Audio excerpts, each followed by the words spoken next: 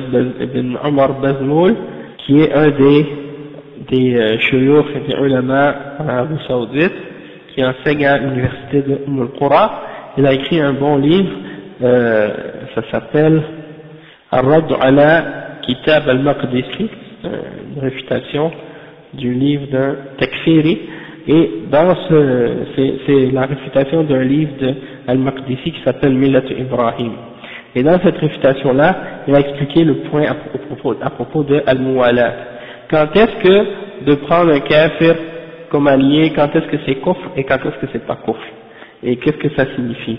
Donc, pour connaître les détails de cette question-là, parce qu'aujourd'hui il y a beaucoup de gens de takfir qui se basent sur, soi-disant, les événements qui se sont passés en Irak puis dans la guerre du Golfe pour essayer d'attaquer les dirigeants et les musulmans, les savants musulmans, et pour les traiter de kuffars parce que soi-disant ils prennent les kuffars pour alliés.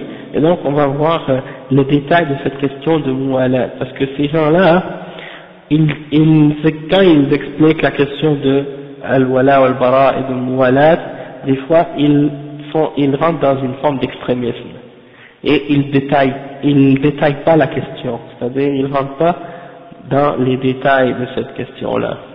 Donc le cheikh il continue, il dit que de prendre les kuffars pour alliés, ça c'est divisé en deux catégories. La première catégorie de prendre les kuffars pour alliés, c'est la catégorie qui fait sortir un musulman de l'islam.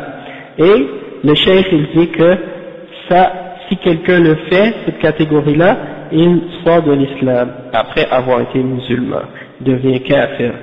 Et ça c'est ce qu'on appelle en arabe at-tawalli. Hein? Donc c'est une forme de muwalat qu'on appelle tawalli. Et il mentionne des preuves de cette forme d'alliance avec les kuffars, ou bien de fait d'aimer les kuffars. Il mentionne deux versets. Le premier verset, c'est le verset 51 dans Surat Al-Ma'ida.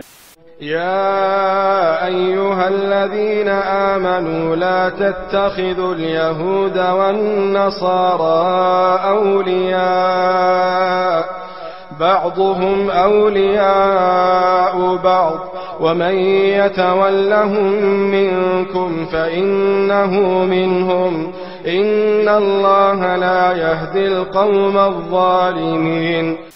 Ok, c'est le premier verset qu'il mentionne.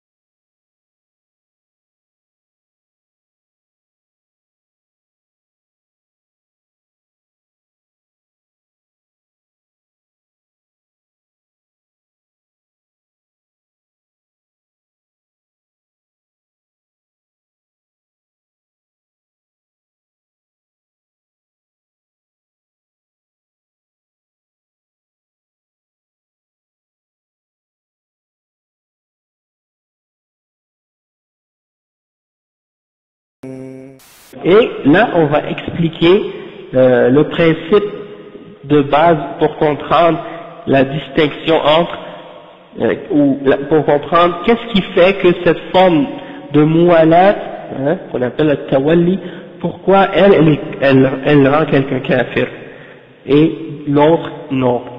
Ok? Donc c'est quoi la règle pour savoir que quelqu'un sort de l'islam à cause de cette muwalat? Quand est-ce que de prendre pour allié un kafir, ça devient un acte de kufr qui te fait quitter l'islam? C'est quand tu as aimé et que tu as supporté et défendu le kafir à cause de sa religion, pour sa religion et pour sa croyance. Ok?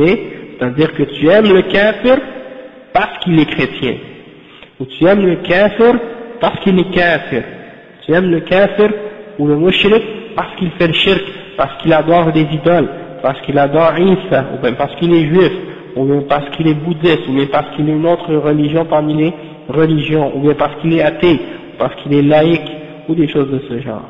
Et ça c'est la forme de mu'alat qui te fait sortir de l'islam et qui annule ta foi en l'islam, et qui annule complètement tes actions.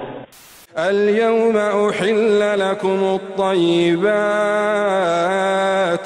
واليوم أحل لكم الطيبات وطعام الذين أوتوا الكتاب حل لكم وطعامكم حل لهم والمحصنات من المؤمنات والمحصنات من الذين أوتوا الكتاب من قبلكم إذا آتيتموهن أجورهن محصنين غير مسافحين ولا متخذي أخدان ومن يكفر بالإيمان فقد حبط عمله وهو في الآخرة من الخاسرين. Donc le cheikh il explique et il dit donc que c'est quoi l'endroit du verset qui est la preuve de ce qu'on dit, que c'est permis d'aimer un kafir pour autre chose que sa religion. C'est la preuve, c'est que les femmes chasses des gens du livre, on a le droit de les épouser. Et c'est quoi la preuve dans ça? C'est que si Allah nous a permis d'épouser des femmes parmi les gens du livre qui sont chasses, et le cheikh dit donc c'est connu que lorsqu'un homme épouse une femme, il est certain qu'il y aura une certaine affection et une certaine amour entre cet homme et cette femme. Et donc, si Allah a permis d'épouser ces femmes, alors que on sait très bien que cette relation ne peut pas être exemptée de ce qu'on a mentionné, donc ça prouve que ce n'est pas cette mu'alat-là ne fait pas partie des formes de mu'alat qui fait sortir complètement de la religion, qui fait sortir de la religion. Et donc, le cheikh dit c'est pour ça qu'on a spécifié tout à l'heure comme règle que al-mu'alat, le fait de prendre les kuffars pour alliés, celle qui fait sortir de l'islam, c'est uniquement lorsque tu aimes un kafir à cause de sa croyance, à cause de sa religion. Le cheikh il dit, la deuxième catégorie de mu'alat, c'est une mu'alat, c'est-à-dire de prendre les kuffars pour alliés d'une façon qui est apparente, hein, c'est-à-dire c'est pas dans le cœur, et c'est pas pour leur religion, mais dans le sens que tu interagis avec eux dans le commerce, dans la vente, dans l'achat, dans le fait de les visiter, ou dans le fait qu'ils te visitent toi, et dans le fait que tu échanges des cadeaux avec eux, ou des trucs de ce genre. Il dit que ça, cette forme de mu'alat, elle ne te fait pas sortir de la religion. Et des fois elle est permise, et des fois elle est interdite, et des fois elle est